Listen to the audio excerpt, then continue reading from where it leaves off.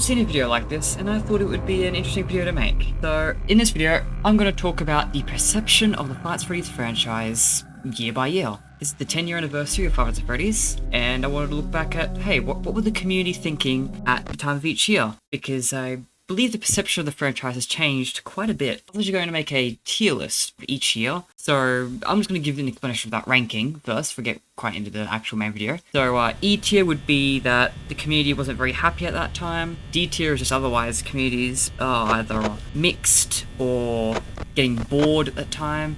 Basically, D tier is either not much is going on or it's mixed. E tier is things are going bad. C tier is the community's content but not overly hyped at that point in time. B would be, oh, things are exciting, things are happening, it's a good year. And A is just absolutely insane year. Okay, so let's just get into it. 2014 had the release of Five Nights at Freddy's 1 and Five Nights at Freddy's 2. These are two very impactful releases considering their main installments, and they were a very positive impact. So of course, 2014 we're going to A tier. I don't have much to say. Some of these are going to have a bit more in-depth commentary, some won't. All I'm going to say is 2014 was an incredibly amazing start to the franchise. 2015 saw the release of Five Nights at Freddy's 3, Five Nights at Freddy's 4, as well as the first novel, The Silver Eyes. Now I know we don't like the books now, but back then the books were cool. So I would still say a very positive year. I'm going to put that in A tier as well, because, you know, more than one main installment, that's kind of like what I'm going to consider A tier. I think that's just the easiest metric for an A tier. 2016 saw the release of Five Nights at Freddy's World and Five Nights at Freddy's Sister Location. This is the first D tier. Now, I know what you're thinking. Why are you hating? And the reason why is because this video is about the perception of the franchise at the time. This is not a retrospective, and it's not even my opinion either. This is my observations over the time of being part of the Five Nights at Freddy's community. I might have misobserved, but from what I remember seeing, at the time of 2016, the community really hated Five Nights at Freddy's World. Like, there was a lot of hate for it. Honestly, it was kind of unnecessary in my opinion, but looking back on it, it really was a lot of hate for it for some reason. I mean, I have my own theories as to why, but I'm not going to get into that in this video. It was the very first big negative hit to the franchise's perception. Now, Sister Location, that was great. I don't think there was any issues with Sister Location. It was another big exciting main installment, so really, any damage that could have been caused to the world, it was immediately damage controlled by Sister Location, as well as some updates, a lot of things. So it's still a D tier, but it's not an E tier, right? Because there was Sister Location at least, even though some people didn't like Five Nights at Freddy's World. Sister Location was at least there, so D tier. So 2017 then saw the release of the second novel, The Twisted Ones, as well as the sixth main installment, Pizzeria Simulator, and the Survival Logbook. Now again, that's one exciting main installment, so probably a B tier would be the easiest place to slot that in. As much as I like The Twisted Ones and Survival Logbook, let's be real with ourselves, they weren't impactful. No one was looking at Five Nights at Freddy's going, oh wow, I've got to really get into Five Nights at Freddy's right now because the Survival Logbook dropped. But Pizzeria Simulator was really, really exciting, and I'm sure a lot of people were happy with Pizzeria Simulator. So then you got 2018, which saw the release of the third and final Five Nights at Freddy's novel, which is The Fourth Closet, as well as the eighth main not 8. As well as the seventh main installment, Ultimate Custom Night. This is probably going to be another D tier, but for a very different reason for 2016. So 2016 saw the release of World, which was like a negative reaction, but it kind of got damage controlled, so it got softened a bit, so it didn't feel like an E tier. That's why it was a D tier. But it was still negative enough that I didn't want to put it in C, because it did have that negative reception. But in terms of 2018, I'm putting that in D tier not because there was anything inherently negative, but because I feel like at the time of 2018, people were getting kind of bored of the franchise at that point, because Pizzeria Simulator had a really nice, clean wrap-up to the story, so a lot of people kind of just stopped being invested. It wasn't very exciting anymore because the story was over. Five Nights at Freddy's was ending. And Ultimate Custom Night, as much as it was cool to get a new installment, let's be real with ourselves, it wasn't as impactful as like every other game that came before. Like Ultimate Custom Night really didn't have that big of a hit as the other games did. At least I don't think it did, correct me if I'm wrong. So because of that, 2018 is in D tier, not because anything inherently bad released, but because nothing really exciting released, in my opinion, at the time, from what I remember seeing. At that point in time, the community was on a decline, and Ultimate Custom Night and The Fourth Closet I don't think were big and exciting enough to stop that decline. And then we got 2019. 2019 saw the release of the 8th main installment, Five Nights at Freddy's Help Wanted, as well as its DLC, Curse of Dreadbear, as well as a spin-off game, Special Delivery, as well as the start of a new book series, which is Fazbear Frights.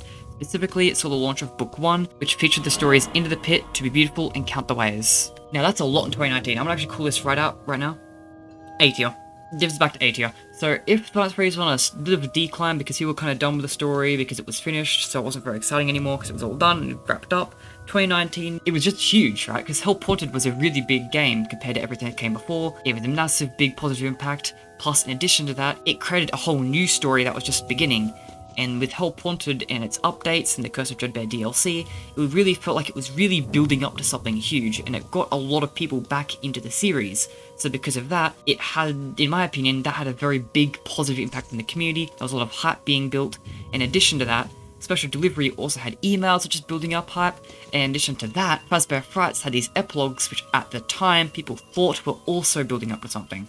Of course, in retrospective, it didn't. But at the time, it felt like everything was building up to something huge. There was this big, new, exciting story to come out, and Help Wanted was a very good game, very well received. Even now, it's one of the most positively received games. So I think 2019 met up with massive hype that was pretty much unparalleled, so top of A tier, honestly. Then you have 2020, which didn't really see many exciting releases. I think the most notable release would be the Help Wanted mobile port. This is the only port I'm going to be mentioning in this video because Help Wanted mobile port is special. It's not just a port, but it included a new minigame, which included some new lore. It was notable, so that would be the Princess Quest minigame. And not only that, but in 2020 also saw the release of 5 new Fazbear Frights books, and those books would be Book 2, which would feature the stories Fetch, Lonely Freddy, and Out of Stock. Also Book 3, which featured the stories 1:35am, Room for One More, and The New Kid, as well as Book 4, which featured the stories Step Closer, Dance With Me, and Coming Home, and Book 5, which featured the stories Bunny Call, In the Flesh, and The Man in Room 1280, and Book 6, which featured the stories Blackbird, The Real Jake, and Hide and Seek. That's a lot of books. But the important thing is, those books also had these epilogues, which again, people thought at the time was building up to something huge, and it featured After Amalgamation, and so when Princess Quest featured Amalgamation in it, people were really sure that it was building up to something more. So even though 2020, in my opinion, was a pretty, as far as I remember, it was a very slow year. It wasn't exciting in itself, so because of that I'm going to put it in C tier. It itself wasn't the most exciting, but fans were definitely content at the time because it was building up to something even crazier for 2021. Speaking of which, let's go to 2021. So 2021 saw the release of another 5 Fazbear Frights books. So those would be Book 7, which featured the stories The Cliffs, The Breaking Wheel, and He Told Me Everything. Book 8, which featured the stories Gumdrop Angel, Sojo's Lucky Day, and What We Found. Book 9, which featured the stories The Puppet Carver, Jump for Tickets, Pizza Kit. Book 10, which featured the stories Friendly Face, Sea Bonnies, and Together Forever. And Book 11, which featured the stories Prankster, Kids at Play, and Find Player 2. That's not the only thing it released in 2021, because Special Delivery also got its DLC, Dark Circus Encore. And in addition to that, there was an even bigger release of 2021. Remember all that hype building from 2020? Well, it finally hit because 2021 saw the release of Five Nights at Freddy's Security Breach. Undoubtedly, Security Breach is the most impactful main installment up to this point. It was huge, that whole year of build-up. And let's be completely real with ourselves, Security Breach was on a positive impact. Look, I like Security Breach, I really do, but even I have to be completely and totally honest, the fandom did not receive Security Breach well at all. And in my opinion, from what I could tell, it completely, really damaged the perception of the franchise as a whole, and it made a lot of people lose hope in the modern story. It made a lot of people stop caring about the story. At least from what I can tell, a lot of people just stopped being invested in the franchise. A lot of people were just kind of done at that point. So in my opinion, that was a very negative release, despite the fact it was a big release, and it was a release that I personally enjoyed. In my opinion, in terms of fandom perception of the franchise as a whole, I think it was a negative. But that's not the only problem with 2021, because as I said, it was another 5 books, which confirmed that all that build-up that people thought Fazbear Frights was doing, it actually wasn't doing that at all. People found out that Fazbear Frights wasn't building up to anything. So because of that, a lot of people felt like their time was wasted, which made a lot of people hate the books because they felt like they were baited a bit. But also in addition to that, Special Delivery felt like a cash grab to a lot of people, but a lot of people let it slide because the emails are cool. But then the emails are done, and by this point, in 2021, Dark Circus Encore just felt even more cash grabby. So 2021 was just a lot of books people didn't care about and were starting to get a bit more negative with, as well as a cash grabby DLC for an already cash grabby game, and a whole new main installment that caused a major impact in a really negative way. So overall, I'm going to say 2021 is definitely an E tier year for the franchise, and I think it really did a lot of damage to the community's perception of Five Nights at Freddy's as a whole. 2022 then saw the release of final Fazbear Frights book, at least as of right now, and that is Book 12, which featured the stories Felix the Shark, The Scoop, and You're the Band. It also saw the start of a new book series called Tales from the Pizzaplex, which had 4 books released. First book featuring the stories Frailty, Lully's Game, and Under Construction. The second book featuring the stories Help Wanted, Haps, and B-7. The third book featuring the stories Somnophobia, Pressure, and Claustrophobia. And the fourth book featuring the stories Submechanophobia, Animatronic Apocalypse, and Bobby Dots Part 1. That's literally all you had in 2022. Not a single game release or anything, it's just another 5 books, and as I just established, since 2021, people kind of had a big change in perception of the books. They stopped liking them, they felt they were being overdone, and overall the perception of the books have been incredibly negative now, and 2022 definitely didn't do that any favours, because 2022 saw the release of another 5 books people didn't care about. So I would say 2022 is another E-tier year, because there was absolutely nothing done to make people excited, because all it was just books people didn't care about. There was absolutely no hype building, no major release or anything happened in 2022. So now we're going to talk about 2023, which saw the release of Five Nights at Freddy's Security Breaches DLC Ruin, as well as the Five Nights at Freddy's film, as well as the 10th main installment, Five Nights at Freddy's Help Wanted 2, as well as another 4 Tales from the Pizzaplex books. Those books being Book 5, which featured the stories GGY, the Storyteller, and the Bobby Dots Part 2. Book 6, which featured the stories Nexie, Drowning, and the Mimic. Book 7, which featured the stories Tiger Rock, The Monty Within, and Bleeding Heart. And finally, Book 8, which featured the stories B7-2, Alone Together, and Didophobia. So first off, no one cares about the books, so we're just going to ignore those at this point. But that's a lot of really good releases, let's be completely real with ourselves.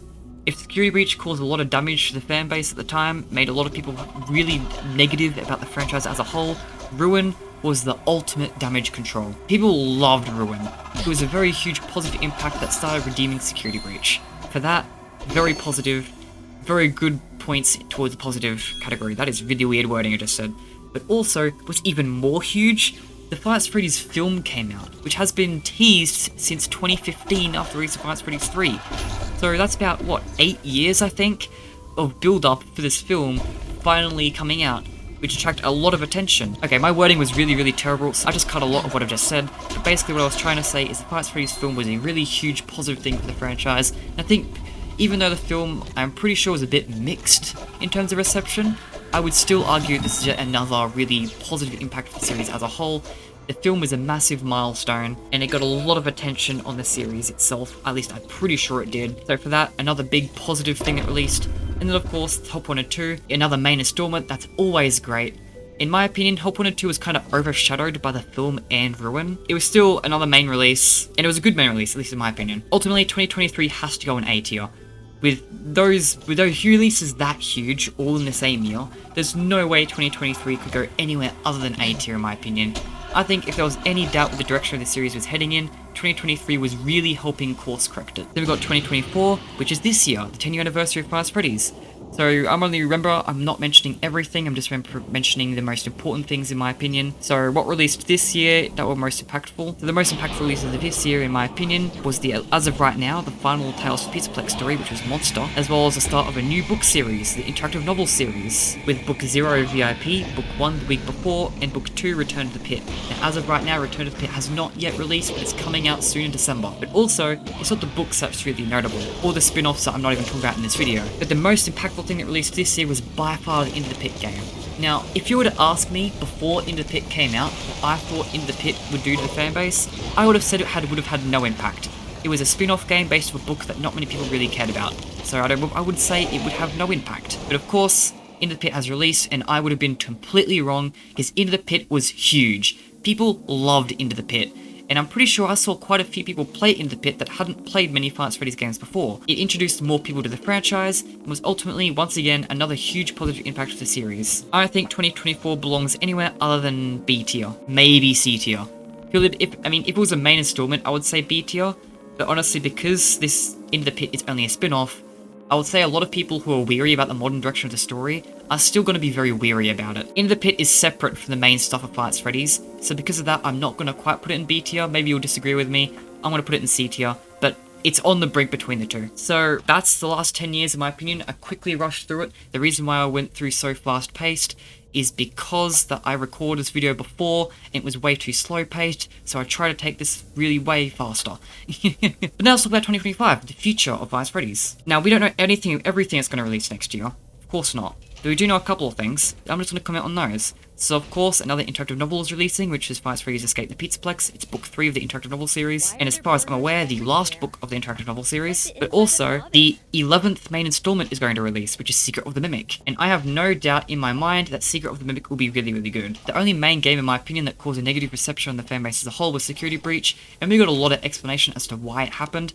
And I don't think something that negative will happen again. I think Secret of the Mimic will be very good, another piece of very good course correction, much like Ruin was. I know, maybe I'm wrong, but I'm predicting it will be pretty good. And of course, a second film. Now of course, the second film won't have as big of a reach as the first film, but also, we've heard a lot from Scott Cawthon and other people involved with the FNaF 2 film that Scott Cawthon's really taken criticisms, and the second film is on its way to being even better than the first, at least from what I'm hearing. Now, it might not be better than the first, but if the second film is better than the first, then maybe people will hear about how good it is and will actually, take another look at the series again. Maybe some people who ignored the first film because of negative reception will check out the second film or something. I don't know. I think the next film and the next main installment that's coming out next year could be a good chance for another big, really good year for Five Nights at Freddy's. Could have the potential of being an A tier. Or might not. One of those projects might be terrible. I don't know. It's next year, not this year. None of that stuff's come out yet. So, now that I've gone through every single year, you're probably realizing, hey, the video's not over yet. And that's because there's something else I wanted to bring up in this video, and that is, well, the perception of the franchise. Like, sure, I went through every single year, and my opinions of what it was at the time, but that's not why. I never elaborated on why I did that, and part of it was, first off, because I was bored and decided to do it just for fun, but the real reason, another big part of the reason why I did that is because I want to see if the community could recover from Security Breach. Because honestly, the community have been really, really hateful since the release of Security Breach. It's why I put 2021 in E tier, because I feel like this community as a whole have been a lot harsher and a lot more negative, and just a lot more pessimistic on the franchise as a whole since it released. Again, I like Security Breach, but this video is about community perception, not my own opinion. And I was thinking, hey, what's the chances of the community recovering from this? How long do I think it would take for the community to turn around and go, hey, wait a minute, there's good things coming in Five Nights at Freddy's still. So I created a graph. Now this graph was made before this video, so some of the rankings are ever so slightly differently than my mistake. There's just a change that happened during the video process. But basically, the general idea is that I just drew a line basically where I thought the community perception was overall. So with every bad release, this line went down, and every good release, it went back up again. And from what I can tell right now, in 2014, we're kind of at a point where the community is a bit mixed. Of course, the negative perception of Security Breach is still definitely around, but I do think after the years of 2023, as well as Into the Pit, there's been enough good stuff that has happened since Security Breach that I think the perception of the franchise is starting to recover. I think people are starting to come back around on the series, and are starting to look at it less with pessimism and more with maybe things are going good again. But I don't think people are completely sold just yet. The modern direction of the story is still something that a lot of people aren't entirely invested in yet. There's a lot of things revolving around Security Breach's story that a lot of people don't like. The whole, just in general, the direction of the modern franchise, people still aren't really happy with. But people at least are looking at it in a sense of there's still good games coming out, I think. I think people are at least happier with some things that have released since, and there's at least that assurance to some of the people in the community that even though the main direction of the franchise is something that doesn't appeal to them, there's still going to be some things that appeal to them. Like Into the Pit was a release that isn't really about the modern direction of the series, but Into the Pit was still something that appealed to a lot of people. So that's kind of what I mean by, oh yeah, there's probably going to be a lot of people who don't like that modern direction, but at least being reassured that there are still other releases that will appeal to them. And I think that's a very good thing, and a good step forward to the franchise being perceived in a better light again. That, as well as Ruin, as I said, Ruin's a big one that also just helped the modern story as a whole. I think a lot of people were very happy with Ruin and the direction that Ruin is pushing the story in, but I don't think we're quite at the point just yet where people are fully invested in the modern story. I think there's too many people who are still pessimistic about that, but I do think that Secret of the Mimic has a chance to be another stepping stone in the right direction, and if that becomes a good stepping stone, then I think the next main game that follows on from the modern story could be very, very good. I think if the next few main installments are really positive, then I think we'll reach a point where the community is actually happy again. Because really, that's kind of why I made this video, is because I noticed that the community has been very, very sour since Security Breach. I noticed the community was a bit sour at World, but even more so after Security Breach. And I feel like overall the community happiness, perception, whatever you want to call it, has been depleting over time. But I feel like it's starting to slowly recover, and I think we're on a good track to people being happy again. I think it will still take quite a few years for people to be happy again, but I think we're getting there. I'm sorry if this video was very poorly formatted. I'm sorry for me kind of rushing through points. I just wanted to try and be a lot faster than my previous take on the video. And I hope that there was some interesting takeaways in this video. I hope I didn't rush through it so much that all my points got lost on you. I just want to make this video. So yeah, I'll see you next time for whatever video idea I decide to make next time. I thought this video was interesting. Maybe I botched the execution. Either way, I'll see you next time. Bye bye.